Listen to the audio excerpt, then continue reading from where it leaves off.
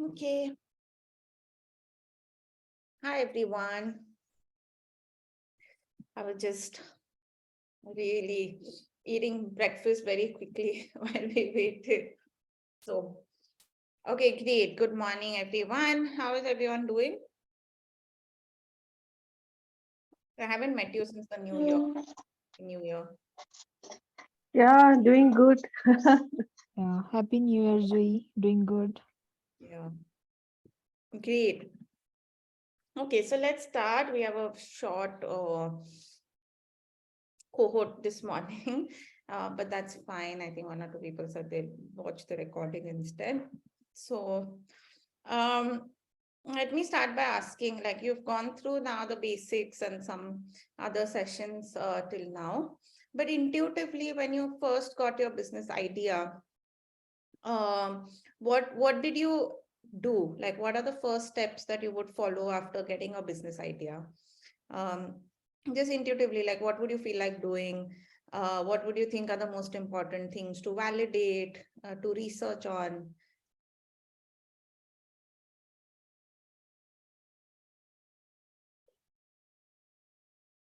Anyone?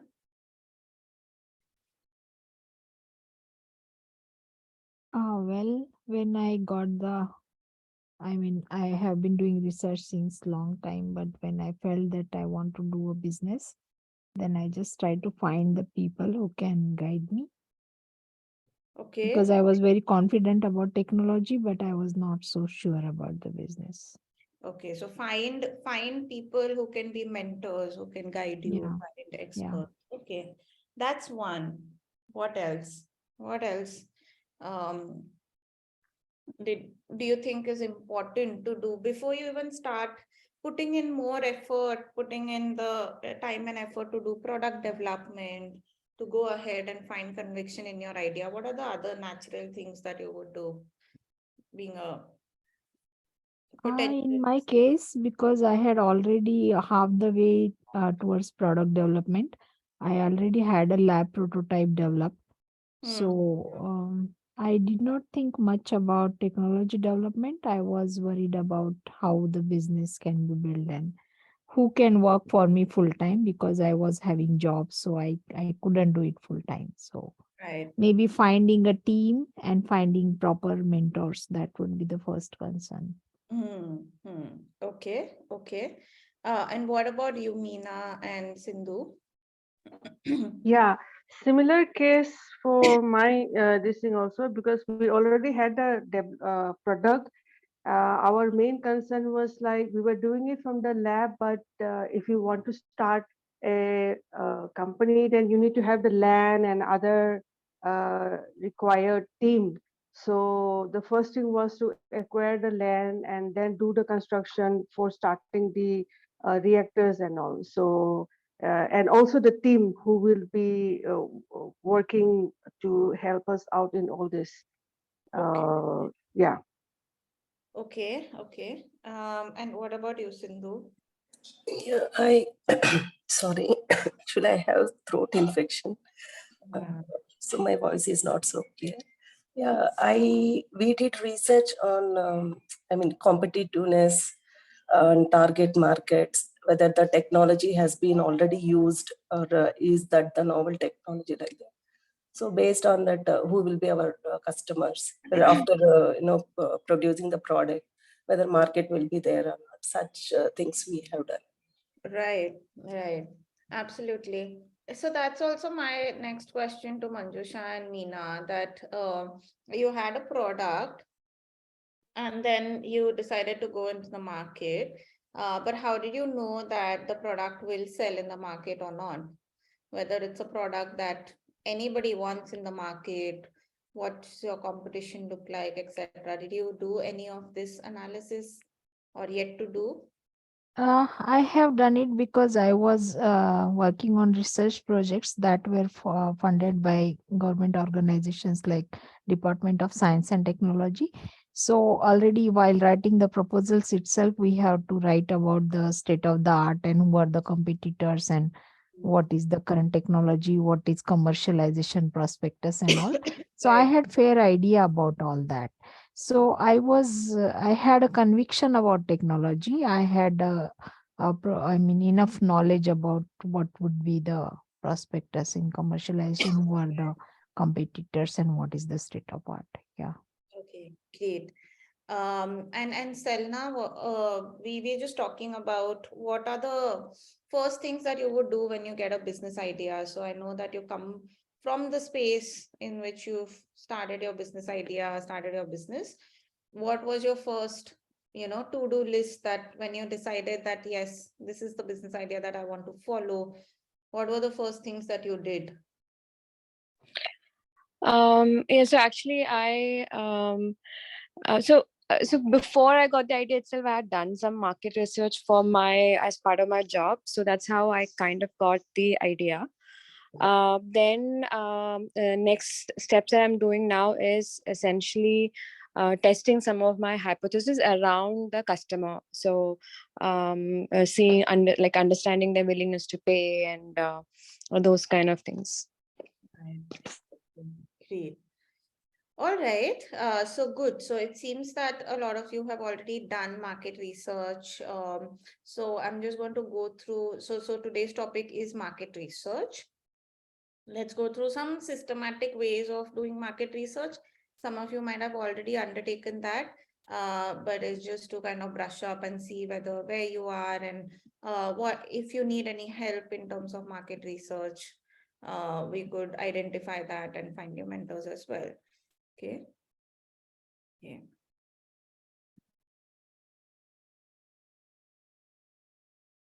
You can share your, okay.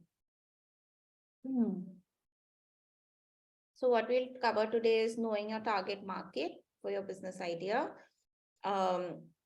understanding your market in detail, and what kind of exercise is not a group exercise, but an individual exercise that you would do if you've not already done at the end of the session.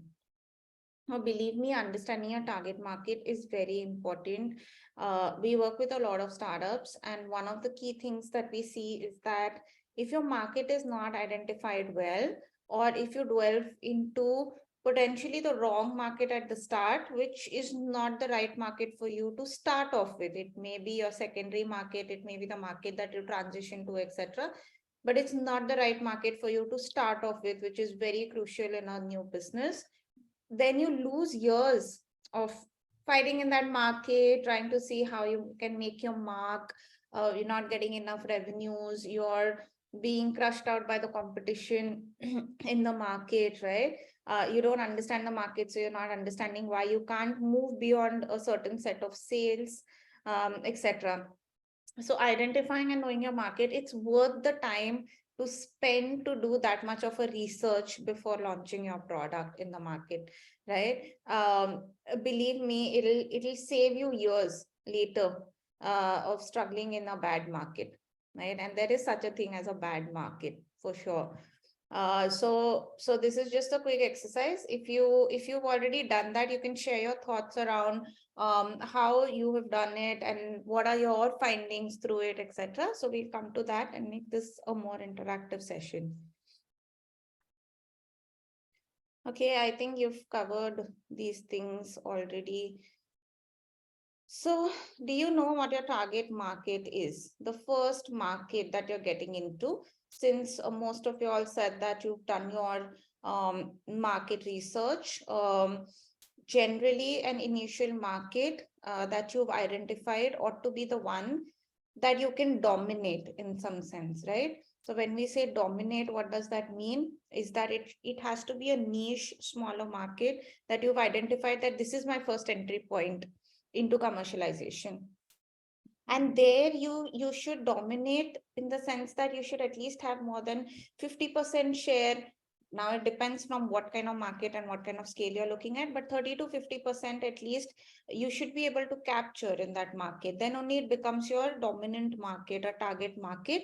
It can be as small as possible, but the idea is that you test your products there, you test customer feedback there, you generate credibility among the customers, and customers are able to give you good testimonials, and customers are able to give start a chain reaction, because word of mouth becomes very important in a young business, which, basically is all about trust building and credibility building, right? You're struggling against the other established players in the market who have this advantage already. They already have a brand, etc. in most cases. So you are struggling against them, you're competing against them. And so you have to be clear as to what is it that will drive the customer base towards you, and let the customer base even expand organically, right? So that you can dominate basically, and also which is not restrictive. So it shouldn't be that it's hard to transition to other segments after this, because your branding is so strongly to that niche, that it's hard to transition to newer segments after that. So you should be able to easily transition into new segments that you choose after your initial target market segment. Okay, so I would love to hear from you, from your research now, which is your initial target market segment right now identified? So for us, it is two-wheelers, Zoe. We are target, yeah, two-wheeler batteries. Basically, right now, most of the two-wheelers are based on lead acid batteries in India. Many of them are having lithium-ion batteries as well, but we don't have any lithium-ion battery manufacturing as of now in India, and we don't have lithium-ion resources, also raw materials in India. So we have developed sodium-ion battery, which is based on all the raw materials are available within our country, and which is more safer. We see that a lot of two-wheelers are catching fire nowadays, which are using lithium-ion batteries. Sodium-ion battery doesn't catch fire, and it is more environmental friendly than lead acid batteries, and having more energy density than lead acid batteries. So that is our primary market to start with.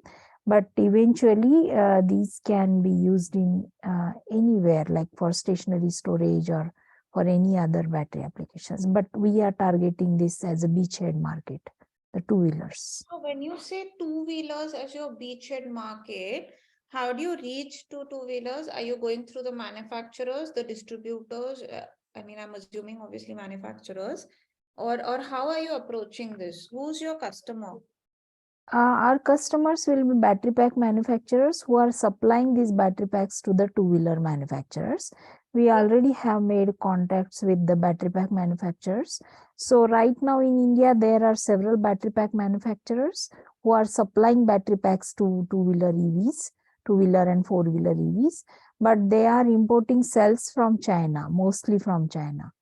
So we already are talking. Our technology is not yet ready, but we have made the contact. We are trying to get the specifications and what they are looking into, what kind of cells and all. Yeah, what are their pain points?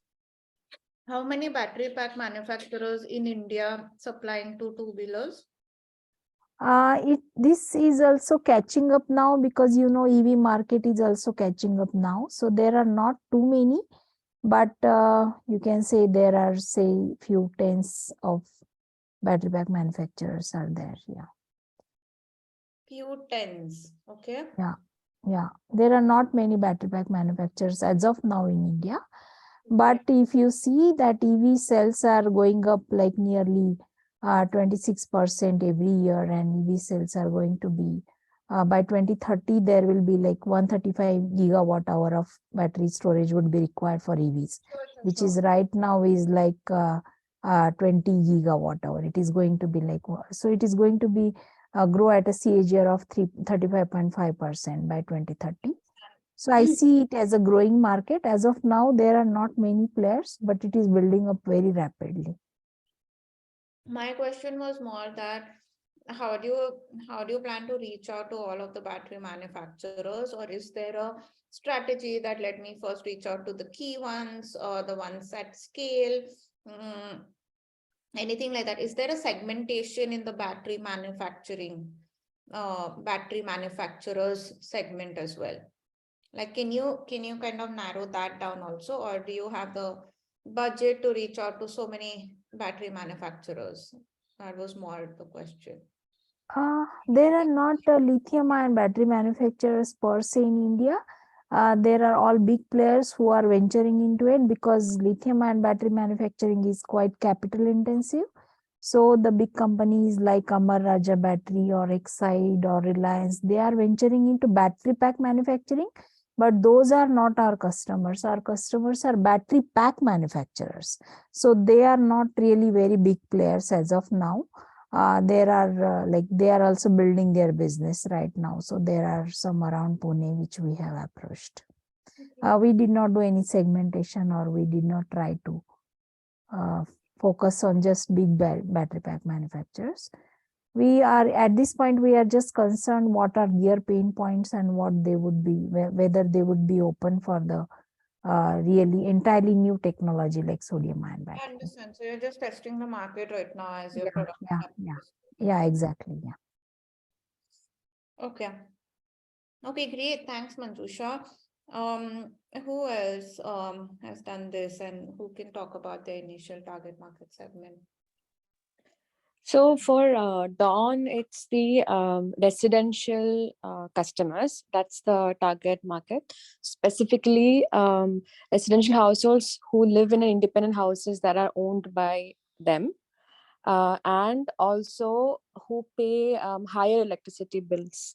Those are the people who are likely to adopt solar and similar clean energy solutions. So that is a specific target market. Okay. And is there any segmentation or helpful segmentation if you divide it further, this market, according to geography or others? Yeah. So according to geography, it can be divided. So I in like for me, I am actually now targeting the major cities first. So starting with Delhi NCR, and then after like so initial market where I want to launch is the Delhi NCR market. Delhi NCR market. Yeah. Okay. That's so is there a reason why? And particularly in your case, just wanted to discuss, is there a reason why it's only Delhi NCR? Just want to hear your thoughts. So it's more from a ease of launch point of view, because I first want to launch in one city, really have the business model, like streamline it, and if any iterations are needed, all of that, do all of that, and then replicate that in other cities. And Delhi market is something where I've worked in this segment only for several years now, so I'm quite familiar with the market and have a lot of initial 50-100 customers. I'm confident that I can get easily just through my just the networks and previous experience. So that's why I want to launch here and then replicate that elsewhere. Right. And that's a great point. The point related to accessibility, like which is the market that is accessible to you is also a great way to pinpoint your initial target market, because that's where you have your contacts, that's where people will help you. Yeah. It's a great help to start off with.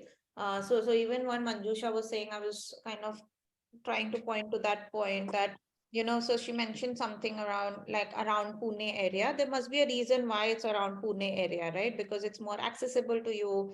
You had some contacts, etc. If you take whole of India, it's expensive to reach out to people. That's one. And secondly is that it's harder to access areas that you're not familiar with.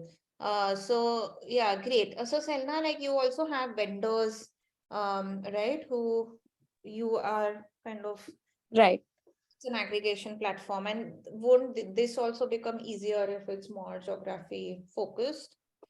Definitely, because every geography has a different set of. There will be few common vendors, large players, but then the majority will be regional, city level players. So that is also, again, we'll have to do for each city. So doing it in one place first makes sense. Absolutely, yeah. And then when you shift cities, then you'll have to make sure that there are enough number of vendors from that particular region who are able to Yeah, exactly. so keeping changes when you change your market as well. Okay, great. Great. I'll just come to the others, but I'll just kind of move on. So this is what is called as your beachhead market, this initial target market segment. So in any application forms, if you're applying for grants, if you're applying for investors, for those who are not familiar with the business lingo, if you're asked, describe your beachhead market, means the initial market segment and how much you've segmented it and how much you found that niche that you want to cater to. Right. So do you really understand your market? So this is one thing. So one is that you've targeted your initial market segment. You've identified it based on your own understanding, based on where you're comfortable with, etc. But have you really gone on to really try to understand understanding the market and how the market behaves?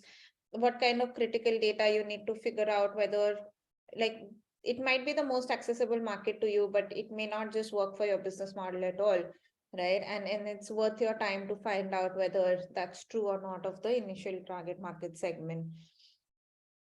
So one is that you first define the problem, right? And this we've spoken about in the last sessions, that what is that key need in the market that you're solving for the customer, right? So you've defined the problem that exists in the market right now, and you should be sure about that problem that it exists, right? So do your own research, find out that there's a problem in the market. Like Manjusha also mentioned that there's a problem with the lithium-ion batteries, etc. So she knows that there's a problem and she's found a solution to it.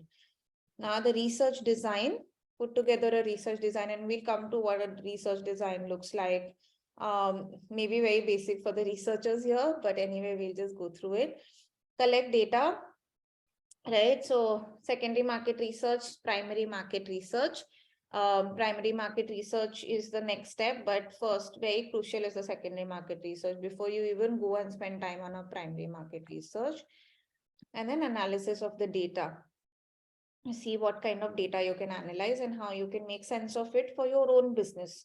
And then whether it's helpful for your own business as well.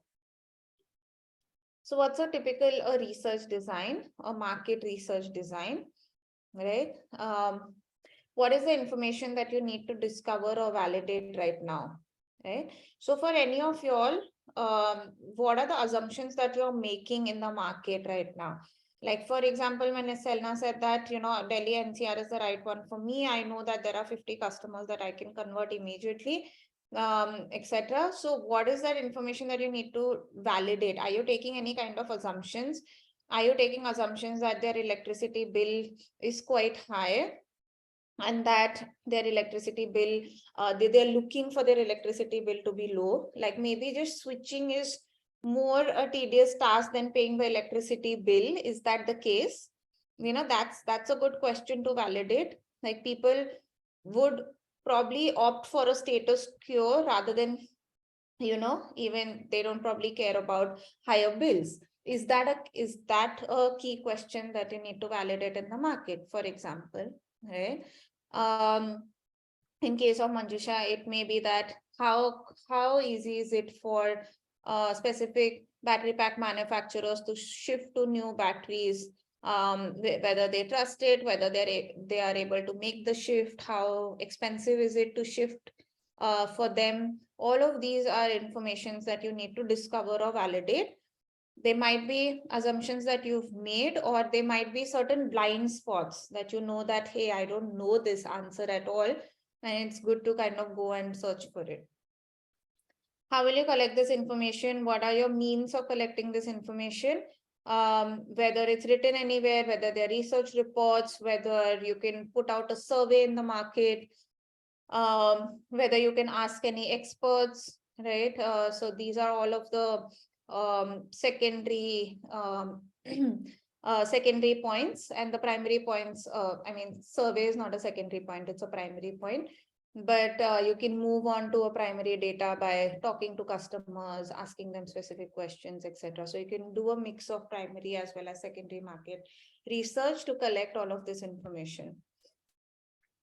How will you measure the data? That's another thing. So from all the data that you collect, how do you measure the right set of KPIs that you find? What is your targeted sample size? This is a good question to ask when you are a B2C company specifically, that how much of a, how many people do you need to send out a survey for the results to be something that are useful for you, and we always get these questions from B2C startups who are not sure. What are the questions that you want answers to, basically? And how will you analyze the data that comes out of your research? And we'll just come to that part in a moment. Any questions, and anybody who's done this like really thoroughly before getting into it? And what were your observations? What are the key questions that you're trying to validate right now in the market? Since all of you all are particularly in a bit early stage, looking to launch soon.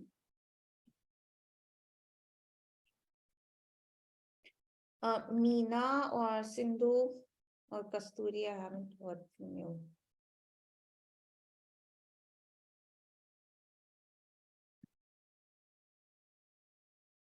Okay.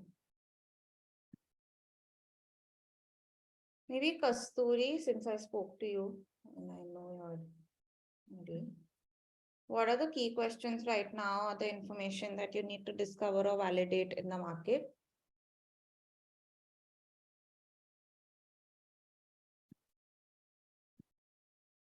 Okay.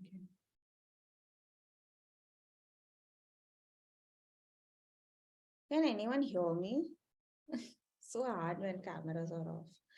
Yeah, you're audible. Yeah, anybody wants to venture this answer? Where I can go. Yeah. One key question. I think I have few of the hypotheses I have outlined as the pain points of the customer, based on which I have built my entire services and business model. So those underlying hypotheses essentially above the problem statement and the pain points. That is one set of questions I have. And then the second is on if this is adding value to the customer and enough value that they're ready to pay for it. So there are questions around that. And okay, so these are a set of questions, and how are you validating that in the market? Have you already spoken to customers, or you've sent out surveys? So I did an initial online survey, which is like a quantitative survey, and now I'm doing in-depth interviews. I'm talking to having like longer, more unstructured interviews with potential customers. And when you say that, is it adding enough value to the customers? What are the assumptions right now in that? Like, what is the value add, and what, like, why would they pay for it? I mean, what are the key questions there? Is that enough value? Means how do you validate that? So, what I have in mind is, so these interviews I'm yet to start, but I have the questionnaire design ready. So what I am planning is to show like a printout of the different services as if they would see in a website, for example, along with the description of these services, and then asking them to react and see if they would opt for any of that. And then the second round also show pricing and see that, then again see the reaction and if they're going to if they will opt for any of that or not. So that's how I have thought about it. Okay, fine. I mean, but the need for you is clear, that they definitely need this. That's clear for the So set of. that will be the first part of the interview. So their questions will be more just to understand if they have thought about buying any like buying solar, and if they have, then what was the process, what are the challenges that they faced, if and if they have not yet bought it, then what was the reason. So questions around that. Okay, got it. All right, seems good. Anyone else?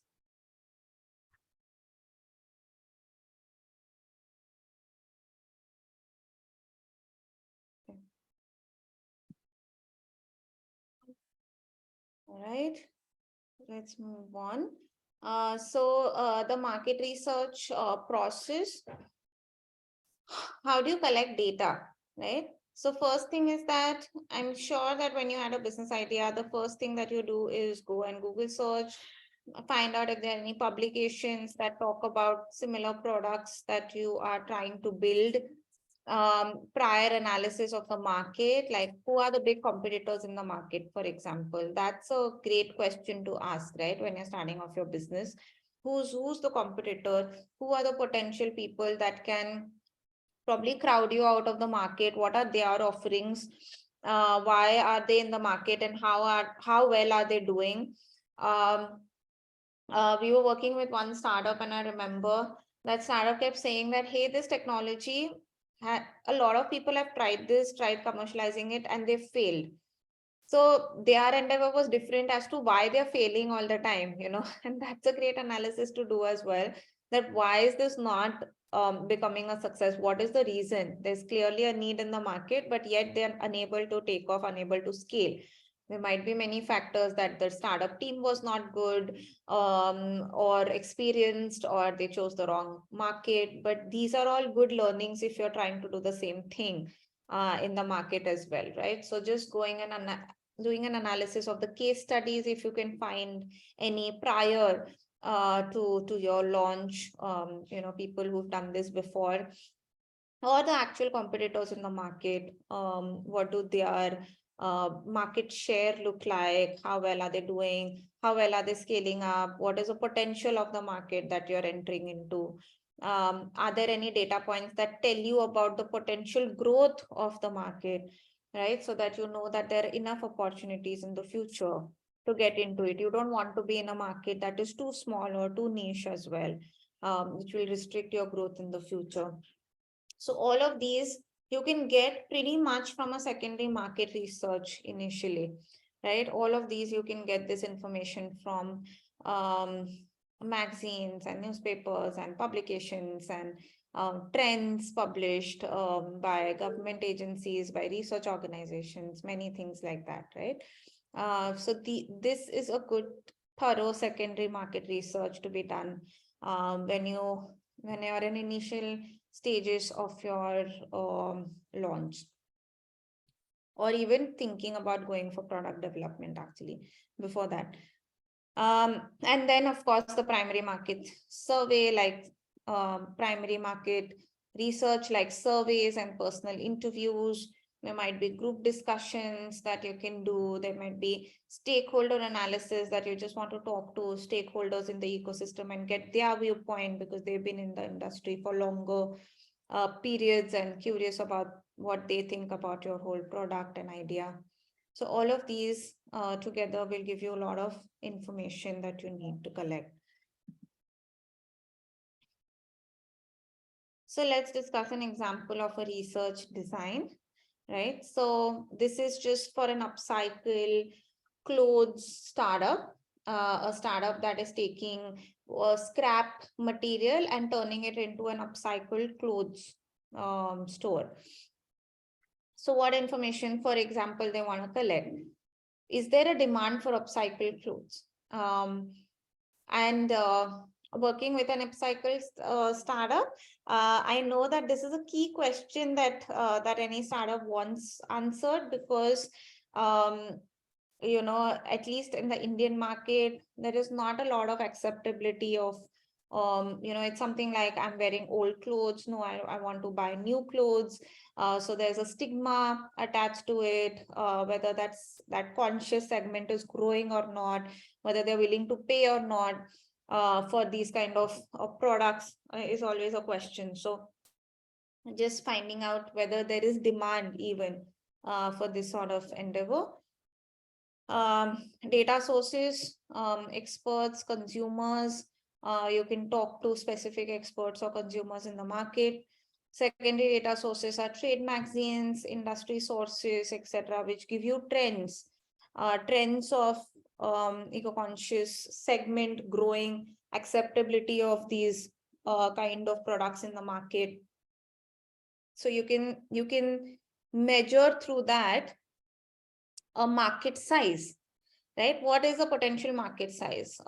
If I reach entire, for example, Delhi market, this is the market size that I can get to. This is the customer base that I can reach out to, right? It's a good analysis to do a market sizing. That's why I was asking Manjusha as well, like how many of these are even there that you can sell to, right? It would be good to know their scale and the number of people there so that you know your market size, at least the potential market size that you can reach in probably 1 to 3 years, right? Growth rates, like at what rate is this market growing, or is it a stagnant market? Is it a reducing market, right? All of these are good indicators to pick. And we'll come to this like questionnaires. What kind of questionnaires do you do? Trends, understanding trends in the market, decision drivers. Why would anybody opt for this product in the first place? What are their main decision, you know, how do they base their decision on whether they want to buy it or not? Like I was talking to Selna right now, whether people would rather pay higher electricity bills or would they rather switch to a new solution, right? That's a decision driver. It's very hard for people to switch. And that might be a key decision driver in anybody's choices to make, like how much is the price difference that is going to occur for them maybe in a year's time, whether it's worth their investment or not. Who are the competitors in the market? Of course, a very important kind of analysis to do. And what does the pricing look like? So how are you placed in terms of pricing in the market when it comes to other competitors? Whether you are competitive enough, whether if you are higher priced, that's also not a problem as long as you're offering something that's unique and that is solving people's needs or a pain point and people are willing to pay more for it, right? But that should be absolutely clear that even if you are not competitive in terms of pricing, you're offering something that makes it okay that you're not competitive, right? And then you come to an analysis, and I'll come to that on the next slide. Any questions, thoughts around this? How many of you all have actually done this in detail? Gone on and do you have any thoughts to share around this, specifically like understanding market size, growth rates, trends, pricing analysis, competitiveness in the market?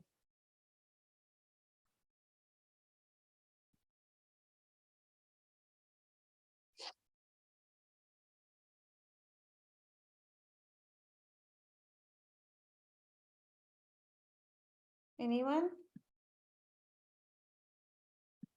Okay, how many of you all have done all of this analysis? Can you like raise your hands on Zoom at least so that I know by a reaction button?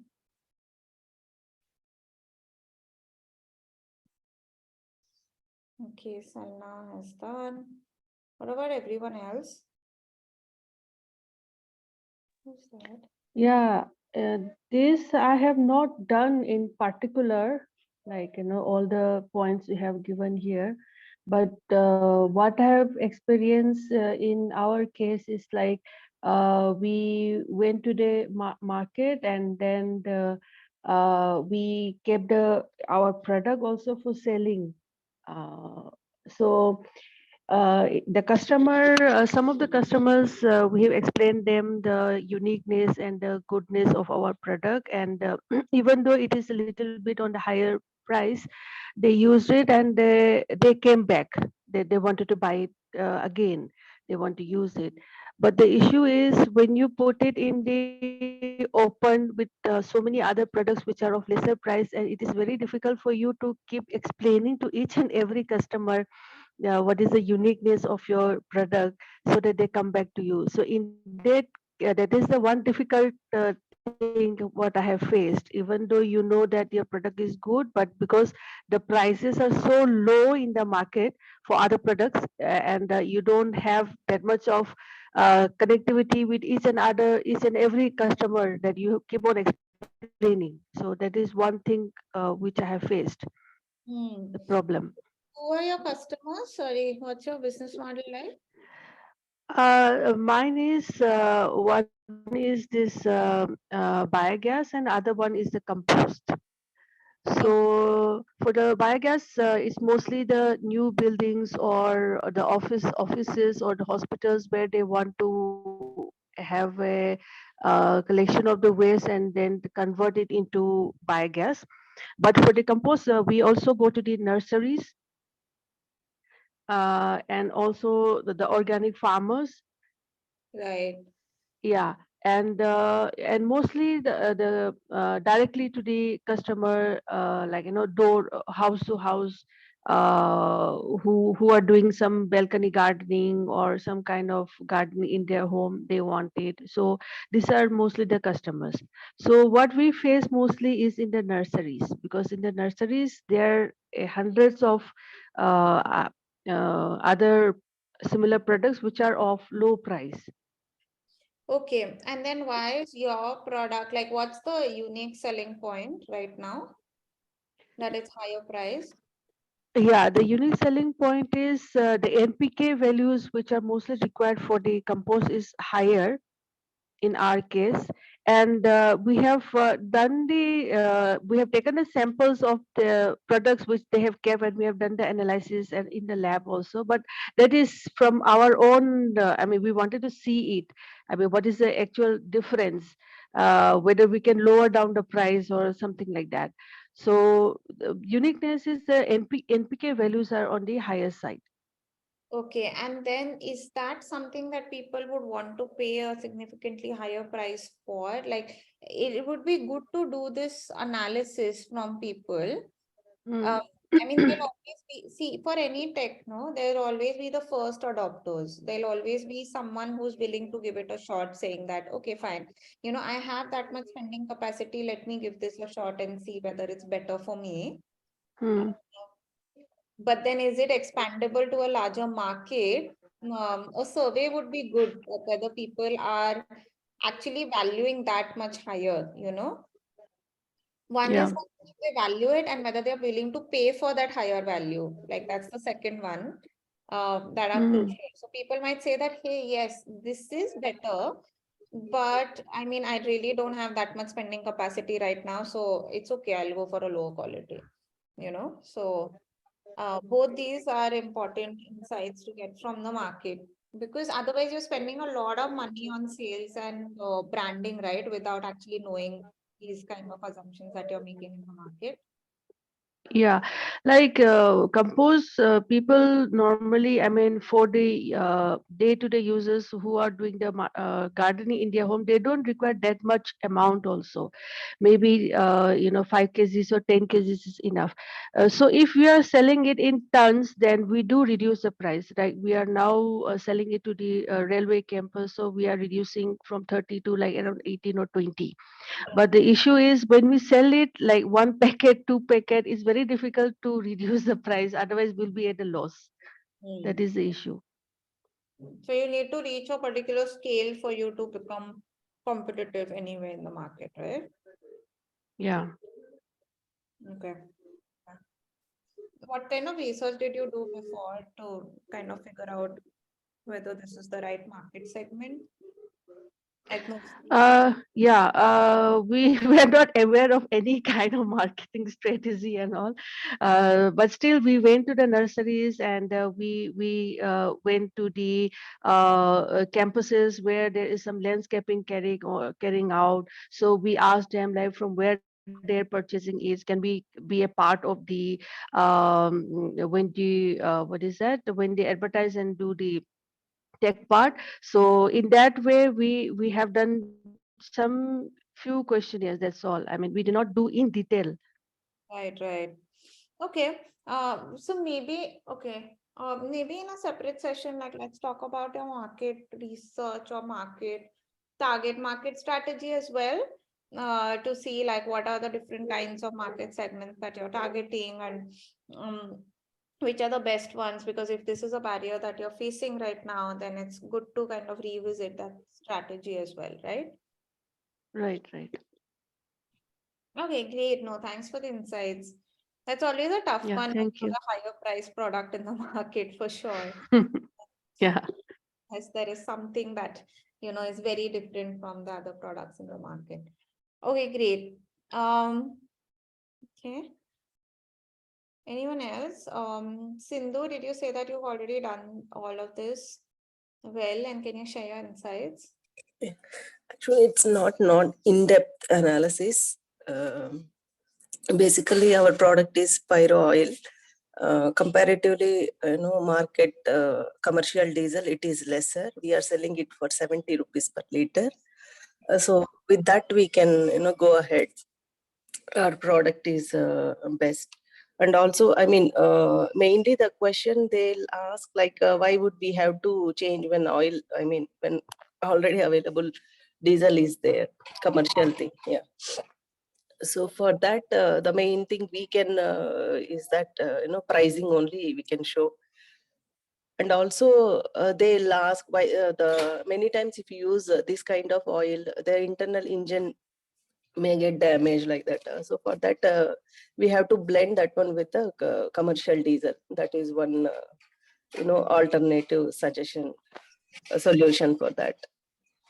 Right. So mainly, Bangalore is our beachhead market, where the large developers and the power generator users.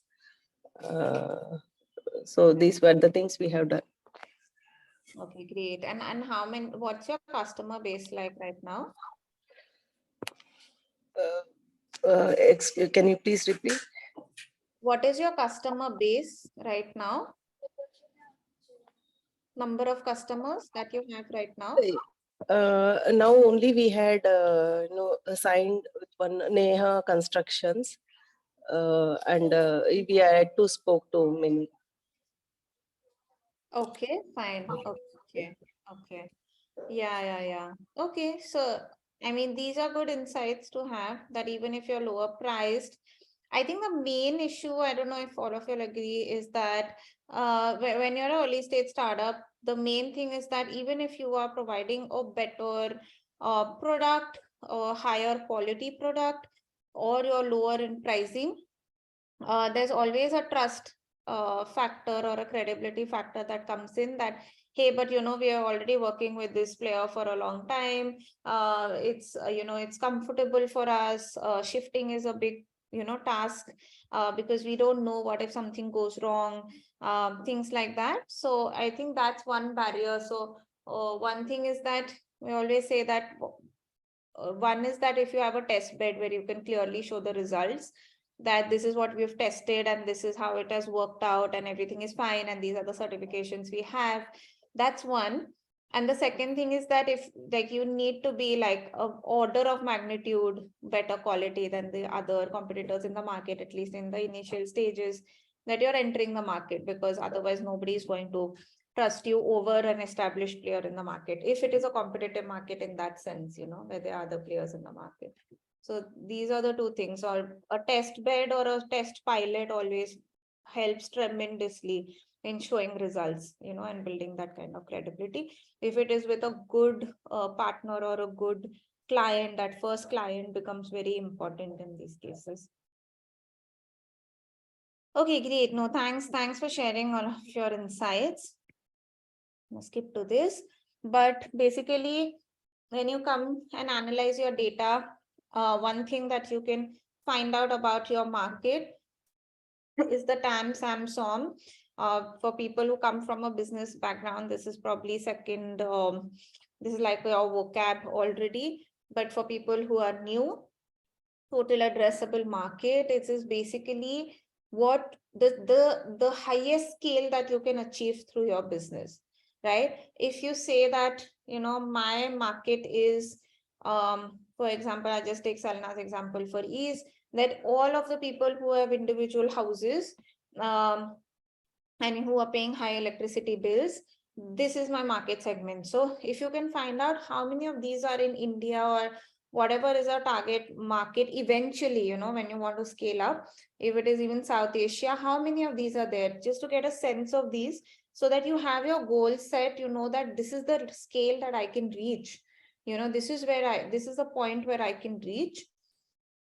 That's a total addressable market, right?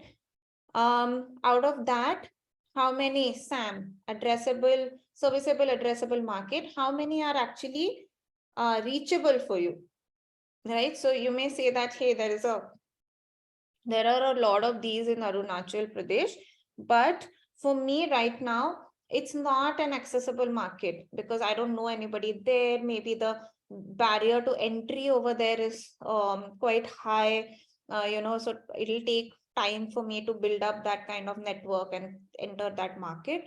But Delhi and Bangalore and Hyderabad is more reachable for me and easier. So fine. So total addressable market is bigger. The serviceable addressable market that you can actually service, you can provide these services, is a subset of that. And in that, so suppose there are 100 houses that come in a serviceable addressable market. Of course, not all 100 people are going to take your services. So what is the approximate share of market that you can reach? Like what is that converted sales that you can reach? This is a hard number to estimate. You will get that as you do your sales, but it's a good number to kind of keep in mind that I need to reach a goal of at least 30% in this market. Whenever you're in your niche market, it's easier to get traction because people talk to one another, they are in the same community, you can get references, many things like that. So the larger the share of market in your beachhead market, the better it is for you to establish quickly, to get some good traction at the initial stages. So estimating the share of market that you can reach in your serviceable addressable market is a good way to kind of put some goals for even revenue, the kind of team you want to hire, etc. And this might take time. It's harder to do in the earlier stages, but as and when you get some sort of sales, you'll start getting idea about this, right? So this is what you can get. And whenever, if any of you all are looking to raise funding in the near future, or whenever you come to a stage where you're fundraising, this is the key information also that will be asked by a funder, by an investor, that give me these projections, because unless you give those projections, they are going into a blind deal, right? They don't know how much of return they can expect, because if you've not made market projections, how can they? So this is the first key information asked by anyone looking to invest in your company as well. Okay, any questions?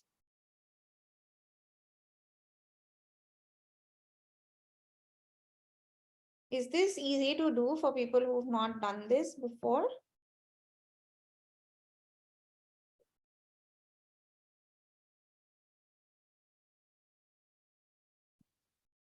Okay.